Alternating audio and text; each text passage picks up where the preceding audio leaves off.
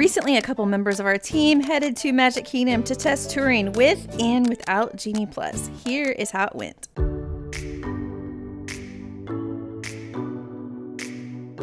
Good morning, I'm Heather. Good morning, I'm Felicia. We're headed to Magic Kingdom today to test out some touring plans. I'll be touring with Genie Plus, Heather will be touring without. So we started this morning. I bought Genie Plus for myself around 6:30. I also purchased an individual lightning lane for Seven Dwarfs Mine Train. I got it for, I think, $11.20, somewhere around then, sometime before lunch. So we are going to head to Magic Kingdom. It's about 7:15 now. The park opens at 9, early entry's at 8:30. So we wanted to get to the bus stop around 75 minutes before early entry starts. So that's where we're headed now. Yeah, we'll keep you updated throughout the day. See you then. When you first arrive, these ones aren't usually available first thing for people to get in the line because they want people to come over here to start getting into line on this side. And after these ones start filling up, that is when these ones open up. Okay, so we are in the parks now waiting to get into Fantasyland. We got on the first bus at 7:13. We're brought to Magic Kingdom. We didn't get dropped off immediately. They were holding the buses and not letting them go up to be dropped off until 7:30.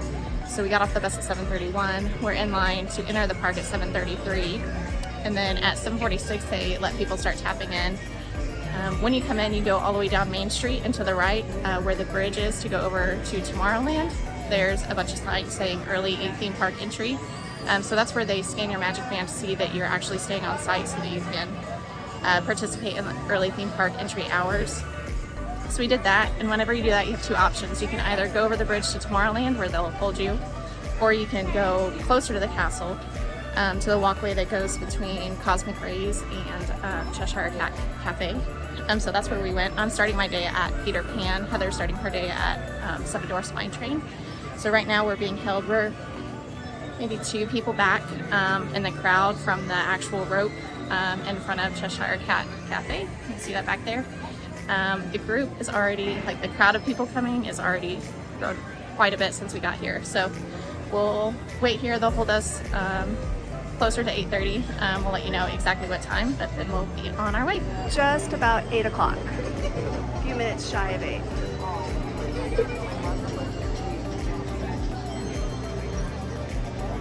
And for reference, we got here right when it opened. They opened the park at 7:46. We are in the second row back.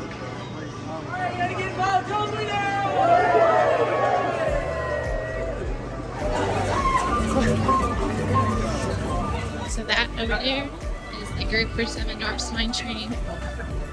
I'm headed to Peter Pan, so no one is up here. Nice clear walk this direction. Okay, so I was the first person on Peter Pan's flight this morning. I was near the front of the rope drop crowd, and a lot of people were going to Seven Dwarfs Mine Train, obviously. So I easily made it to Peter Pan first. That wait is now 30-something minutes, but it's 8:35, and this is the line back here for Seven Dwarfs Mine Train. The wait's already 80 minutes at 8:35, so big difference of getting here early. Normally at this point, if I had been further back in the rope drop crowd and got to Peter Pan's flight, like more in the middle of the group, and it would have taken longer, I would have went and lined up to go to Haunted Mansion. That opens at 9, and if you line up over here, you can get ahead of the main park guests that aren't participating in early theme park entry. But since I was on and off Peter Pan's flight so quickly, I'm going to go to Winnie the Pooh and get that out of the way, and then I'll head back over to Haunted Mansion. So that's where I'm headed now. Okay, so I am now off Peter Pan's flight and the Mini Adventures of Winnie the Pooh. I got off Mini Adventures of Winnie the Pooh at 8:48, so I still had 12 minutes before the actual rest of the park opens. There are a few things I could have done there. It's a small world to walk on, but that attraction is about 10 minutes, so you would risk getting off after 9 o'clock. Could have ridden the carousel, gone further into Fantasyland, or ridden some of the other stuff that is open. I'm not going to do that because the rest of the Fantasyland attractions are usually easy to churn later in the afternoon with Genie Plus. So I don't want to spend the time this morning doing that and then risk getting into the rest of the park after the main crowd. So I just got over to kind of over by Columbia Harbor House, and the Rapunzel bathrooms are back there. And this is where they hold guests that are participating in early theme park entry before they let them into like the Haunted Mansion area, Big Thunder Mountain, all that. So there's a little bit of a crowd there. It's not huge. So I will wait there for the next 10 minutes and head to Haunted Mansion. Just got off Haunted Mansion. I'm glad I did what I said I was going to do in the last video and not ride another attraction in Fantasyland, because they ended up opening the entryway to Haunted Mansion and Liberty Square for early theme park guests at 8:56. So if I had ridden something else, I would have missed that and then been behind the full, regular park guest. So I got in line at Haunted Mansion around 8:57. I boarded got into the first pre-show room at 9:04 and was off by 9:14. So I just checked wait times. It says right now that Big Thunder Mountain is a 5-minute wait, so that's where I plan on heading next. I'm still going to do that. I'll see what it is when I get over there. I expect it to be something similar. After Big Thunder Mountain, I plan to try to go to Pirates of the Caribbean. Right now that also says it's a 5-minute wait, so we'll see what it is once I get off Big Thunder Mountain, but that's where I'm headed now. Just got off the wildest ride in the wilderness. I would try to say it the way that they say it on the attraction, but my ability to imitate or use accents is embarrassingly bad, so I'm not going to do that. But I got row 15. The posted wait time was 5 minutes. It was only 4 minutes. It was just the amount of time it took to walk the queue. I got off and I checked the wait times. Pirates of the Caribbean still says it's 5 minutes, so that's where I'm going to head to next. My Jungle Cruise Lightning or Genie Plus selection isn't until 10:25, and it's only 9:30 right now, so I'm not sure what I will do after Pirates of the Caribbean. I'll just see how long it takes, but that's where I'm headed. I just got off Pirates of the Caribbean. The posted wait time was 5 minutes. It took 7 minutes, so not far off. It's now 9:50, so the park's been open for an hour and 20 minutes for on-site guests, 50 minutes obviously for off-site guests, and already accomplished 5 of the major attractions, so without using Genie Plus at this point, so that's great. I still have 35 minutes until my Jungle Cruise Genie Plus to use it, so I want to stay in this area. I think I'm gonna go ride Magic Carpets of Aladdin. The wait time says it's 15 minutes. I doubt it will take that long. I haven't seen the line though, I'll have to see. And then maybe if I have extra time, I'll walk through Swiss Family Robinson Treehouse. There are a couple shows over there. Enchanted Tiki Room, which I want to do today. I'm wearing my Tiki Room romper, but I don't want to do it right now because it's not hot outside, and so I like to use that as a rest place to cool off, and there's never a wait for it. There's also Country Bear Jamboree over there, but same thing. There's no point in going right now. It's not hot. I haven't been touring super long. More of a rest, like fill in the time place. So I'm going to go check out Magic Carpets of Aladdin and then maybe Swiss Family Treehouse and go from there. I ended up going and riding Magic Carpets of Aladdin. The posted wait time was 15 minutes. It took 7 minutes. I exited off that at 10:03. I had planned to go to Swiss Family Treehouse because the wait time is 5 minutes, which really there just isn't a wait. But as I was exiting, I noticed a line to meet Jasmine, and she was scheduled to start meeting at 10:10, and the line was very short. So I went ahead and hopped in line for that. She came out a few minutes late, maybe 10:12 or 10:13, but I met her at 10:18. Just finished. It's 10:20 now, so it's 5 minutes before my Genie Plus selection for Jungle Cruise, but you can actually tap in 5 minutes early, so I'm going to head over and do that. I plan to grab a Genie Plus selection for Space Mountain at the point that I tap into Jungle Cruise, and then I will head to that side of the park. So the posted wait time is 45 minutes. The Lightning Lane entrance is over to the left, and then it kind of wraps you around, which is not how I've seen it historically, but that's how it is today. I'm sure it changes. I just finished riding Dumbo. I walked over from Jungle Cruise to Fantasyland, and there were several rides that said that there were short waits. I ended up exchanging my fuel rod first, and then I noticed that the wait to meet Minnie and Daisy back in Storybook Circus said it was only 5 minutes, so I hopped in line for that, but I could tell once I got inside that the line was a lot longer than 5 minutes. It was probably closer to 20 or 25, so I didn't want to wait for that. got out, used the restroom, got some water, and then hopped in line for Dumbo. It showed the wait time was 5 minutes. I waited closer to 15. It's now 11:20, so I could go use my Space Mountain Genie Plus selection, but I'm already over here, so I'm gonna go ride the Little Mermaid attraction and then potentially use my Seven Dwarfs Mine Train individual lightning lane and then head over to Space Mountain. So that's what my plan is. It says the wait time for the Little Mermaid attraction is 10 minutes, so we'll see how long it actually takes. I just got off Under the Sea Journey of the Little Mermaid. The posted wait time whenever I got in line was 10 minutes. It took me closer to 20 to 25 minutes to get on. At the point I had decided to go there after Dumbo, I had two options I was deciding between. I was either going to go wait in line for that because it said it was a 10-minute wait, and then use my individual lightning lane selection for Seven Dwarfs Mine Train. Or my other option was to go ahead and go over to Space Mountain, use my Genie Plus selection, and then start grabbing new Genie Plus selections to churn, which just means grabbing ones that are close to the current time so that you can use it and then grab another one just as much as you can. I decided to go with Under the Sea Journey of the Little Mermaid only because I was already over here and I wanted to prioritize not zigzagging back and forth across the park. It wasn't the best use of 20 or 25 minutes, but it's not the end of the world either, so I feel okay about it. At this point it's 11:50, so it's 5 minutes before my individual lightning lane selection, so I can tap in for it now. So I'm going to go ride that, and then I will head over to Space Mountain, tap in, and then begin churning. So I just finished riding Seven Dwarfs Mine Train. The standby wait time was 70 minutes. With my lightning lane, I was able to get on in just about 7 minutes. So I tapped in just a few minutes before the start time at 11:55, and that wasn't a problem. And then I was off a little bit after noon. So it's now 12:10. I have 15 more minutes officially to use my Genie Plus selection at Space Mountain. So I'm over in Tomorrowland right now, about to go do that. Once I tap in there, I'm going to grab another Genie Plus selection. My hope is that Buzz Lightyear Space Ranger Spin will have a quick return time, like something not long after I'm going to get off Space Mountain. That's what I prefer to ride. I came the closest I've ever come to being a galactic hero the other night when I rode, and I would really like to do that. So that's what I'm hoping for, but I'll just have to check return times and then go from there. On my way to Space Mountain now. Okay, change of plans.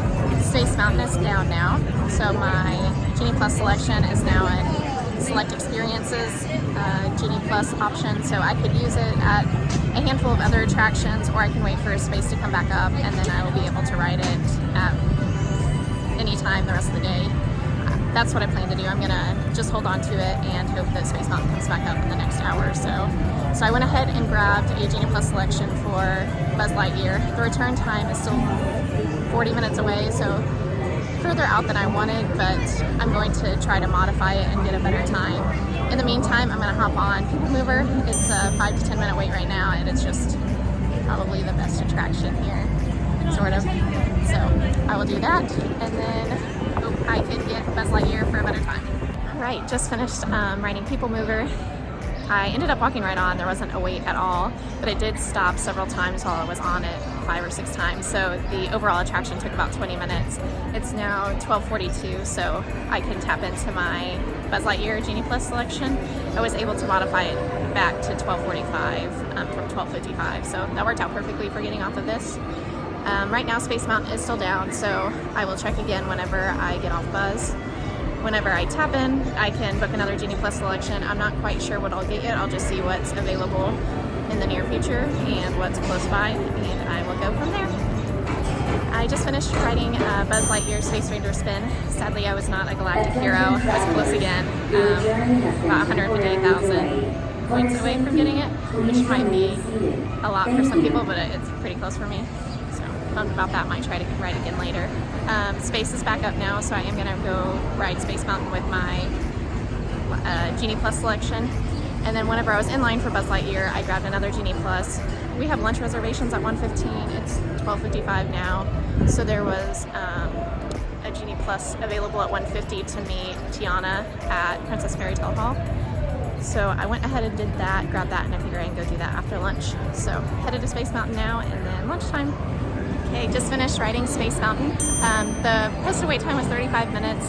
I used my Genie Plus selection to ride. I waited 10 minutes, but honestly, almost all of that was just walking the queue. It's a pretty long queue. So now it is 1:15-ish. Have a lunch reservation at Crystal Palace at 1:15. So Heather and Allison are already over there, so I'm going to head over and meet them. After that, I have a Genie Plus selection for meeting Tiana, like I referenced earlier. I'm not sure at this point if we're going to stay in the park and to finish out touring, or if we'll head back to the hotel to do some work. But either way, that's how my day's gone so far. Okay, so we just finished lunch at Crystal Palace. After talking, decided that we are going to head back to the resort and get some work done. So I'm not going to use my Genie Plus selection at Princess Fairy Tale Hall like I had originally planned. My morning was pretty successful, so I was able to accomplish all of the main attractions in the park, the ones that are the most difficult to ride. Everything I have left are either the shows or attractions that are really easy to get on with short waits or to churn with Genie Plus, and so I wouldn't be worried about it. It's 2:30 right now, so if I was going to stay in the park or even go and take a break and come back, I could easily accomplish everything that there was. If you were going to take a break and come back, you could start stacking your Genie Plus selections for the evening. If you wanted to stay in the park, you could just churn through them very, very easily. In this situation too, normally I would have purchased a lightning lane for Tron, which I did the other day. I did not do it today because we don't plan to come back.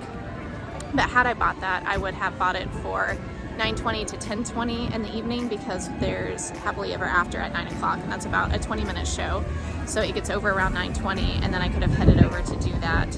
And the reason I would have done it then is because it's a neater attraction at night. So you can ride it anytime and it's fun, but the lighting and everything is just cooler in the evening. So that's what I would have done if I was going to stay and tour. If I was staying in the park too, I would go do some of the filler attractions like Mickey's PhilharMagic, Country Bear Jamboree, Enchanted Tiki Room, and then I would use my Genie Plus selections for things like It's a Small World, Barnstormer, things like that. So if I were going to stay, that's what I do, but I'm headed out, so it's been fun.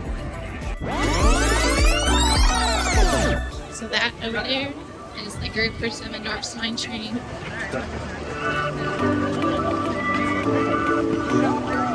Okay, can we talk about rope drop during early morning entry? I think it's absolutely important to do if you want to maximize that early morning and getting as many things done as you possibly can, and it's the perfect time of day to knock out at least one of those attractions that are super popular and always have long lines. The bad part is that it's kind of overwhelming because it's a huge crowd of people, hundreds and hundreds and hundreds of people, and they're all heading to the same place. And some people like to run and not really follow the rules, and that's frustrating. So just keep that in mind, that it's really important, but that it also can be kind of intimidating. The closer you are to the front of the group though, the less overwhelming I think it feels. Because if you're in the middle or towards the back, then you're kind of really caught in a huge group of people. But if you're at the front, it doesn't feel as bad. We were lucky because we were in the second row from the actual rope that they do eventually drop, so it wasn't too bad. But I still always get a little fluttery when I know we're gonna have to start walking, because I know people are gonna really be not always on their best behavior. Seven Dwarfs, I was on and off by 8:36. I was on the third train, and I was in the first car. So almost made that second train, not quite as good. I hear Felicia was the very first person to ride Peter Pan's flight, so she did a little bit better, a little less competition heading over there. But now I'm gonna go over to Peter Pan's and see how that looks. Okay, it's 8:38. I just got off of Seven Dwarfs Mine Train, and this is the line for Peter Pan. Posted wait was 40 minutes. Let's see how long it actually takes me. It's pretty long, guys.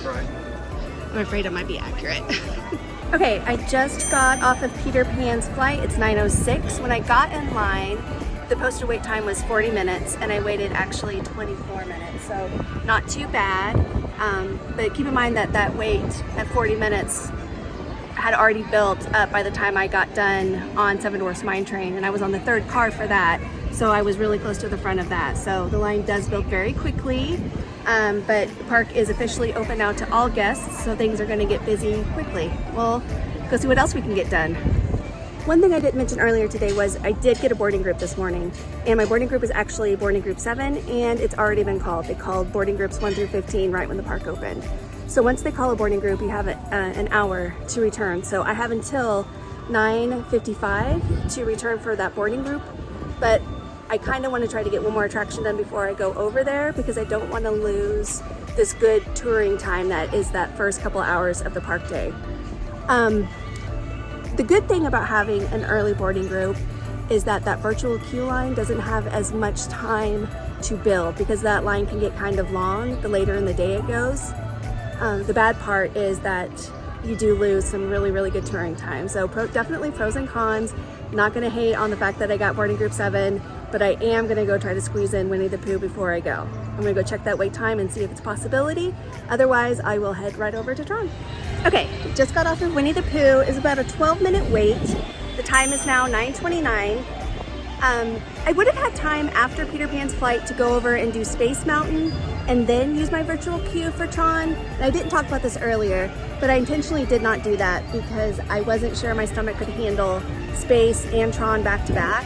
I can ride them both, but I don't do so well when I ride attractions that kind of make me a little queasy back to back. So I decided I better play it safe. And instead I did Winnie the Pooh. It's, like I said, it's 9:30. I'm gonna go and redeem my virtual queue because I don't want that line for the virtual queue to get too long. And then I'll see what else I can do maybe over in Tomorrowland since I'm already over there. If not, I might head over to Big Thunder Mountain or Haunted Mansion. We'll have to see. The test vehicle for Tron is right up by the entrance.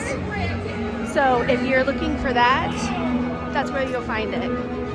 I personally found it a little intimidating to have it right here by the line. Like I didn't want everybody watching me as I tried to figure out if my body would actually fit on the attraction, but I did it. I don't think anybody's really paying attention. I made it to be worse in my head than what it actually was in real life, so take that as you will. But if you feel kind of the same way and you want to test it out, it's really not that bad. This is the part of every thrill ride where I start to regret my life's decisions to ride it. I know it's fun. It'll be fine, right? Okay, just finished Tron. I got into line, I think at like 9:36, and I was off at 10:09. So it took about, what, 30 minutes, 40 minutes for me to go through the queue and then to ride the attraction. Did have one little snafu though. I have a cord for my external charger, and I didn't realize it got stuck on the other side of the lockers. The Tron lockers open on two sides. One side is where you put your bag as you're going in, and then the other side opens up for when you're getting off the attraction, right? So my cord was hanging off on the side that I couldn't open. So I had to go hunt me down a cast member to have them help me get my stupid cord, but got it. And now it looks like maybe the Thunder had been down earlier and it's just now coming back up because the wait's not too long. So I'm gonna go ahead and hoof it all the way to Frontierland and see if that's true and maybe do another ride on another coaster. This time's the pathway out there in Frontierland. It can get a little bit crowded, especially around the time when there are parades. But there's also this walkway down here close to the water. That's perfect, and it's very rarely crowded at all, ever. And it goes the entire length of Frontierland. Tiana's new place. It's looking so good. Be Tiana's Bayou Adventure. Okay, I might have pushed it a little bit doing Tron followed by Big Thunder Mountain. I really thought that the walkover would give my stomach time to calm down, but apparently I'm at the age where everything bothers my stomach now. And Big Thunder always tends to bother me a bit more than some of the other attractions. So coaster wait was 25 minutes. The actual wait was 16. It was a bit of a haul to go all the way from Tron to Big Thunder. I mean, that's about as far away as you can go in the park. But I really wanted to knock this one out before the lines got super long, because without Genie Plus, it's just really, really, really hard to get a lot of the headliners done without super long waits. And I knew this one wasn't gonna be a bad wait. So now what I think I'm gonna do is I need to give my stomach a chance to calm down. I'm gonna go get me a Diet Coke because Diet Coke can fix everything. Sponsor me. And then I think maybe Pirates because it's a nice queue that's covered and indoors. It'll give my stomach time to calm back down again and I can keep going strong.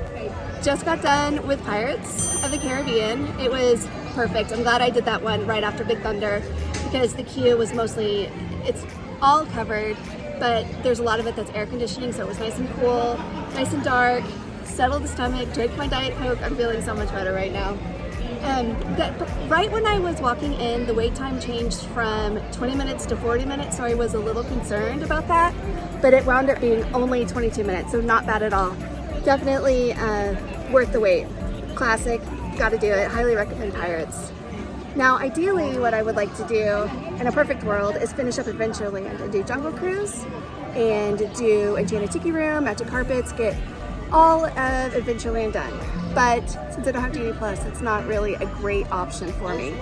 So instead, what I think I'll do is I'll head over to Haunted Mansion because the wait time at Jungle Cruise right now is over an hour and that queue is kind of brutal. It's really hot, mostly outdoors, not a lot of air conditioning. So I'm gonna head over to Haunted Mansion, which has a lot more coverage in their queue, and then I will hopefully not have as long of a wait. I think the last time I checked, it was at 20 or 30 minutes, so not perfect, but also not bad. I do think, though, that this is kind of proving and reinforcing the thought that 2 days at Magic Kingdom is always better, especially if you don't have Genie Plus. So if you aren't thinking about purchasing Genie Plus, if you can squeeze in 2 days at Magic Kingdom or even a day and a half, you're gonna have a much easier time touring and you're not gonna be having to do what I'm getting ready to do, which is keep zipping back and forth across the park. And instead you're able to kind of minimize your walking, stay in one area for a little bit longer, which is easier on tired legs and feet and definitely easier for little ones. So something to think about. If you do have Genie Plus, I still kind of think at least a day and a half, 2 days is even better. The more days at Magic Kingdom, the better always. Okay, let's go see what Haunted Mansion's like. Okay, I'm afraid that I pushed it one too many times on hoping that the posted wait times were not accurate. So when I was walking up to Haunted Mansion, the posted wait time was 20 minutes. Right when I was walking into the queue, it changed to 40 and it wound up being 47 minutes. So by the time I actually rode the attraction, that was an entire hour on one attraction, which is a lot. So, not my best move. Haunted Mansion was probably not a good idea right then. Ideally, my original plan was, and this was before I got my virtual queue this morning, in my mind, I was kind of thinking that I wouldn't get a morning boarding group and that I would have the morning to tour, but I was too quick on getting that boarding group this morning and I was boarding group number 7. So my original plan was Seven Dwarfs, Peter Pan, Haunted Mansion, Big Thunder, Jungle, Pirates. But I had to kind of pivot and redo all of that after getting that boarding group for Tron. So lesson learned, sometimes those wait times are really inflated and you actually will wind up waiting a lot less, but it can go in the opposite direction too. And you end up waiting a lot more than what you had planned and even longer than what the posted wait time was.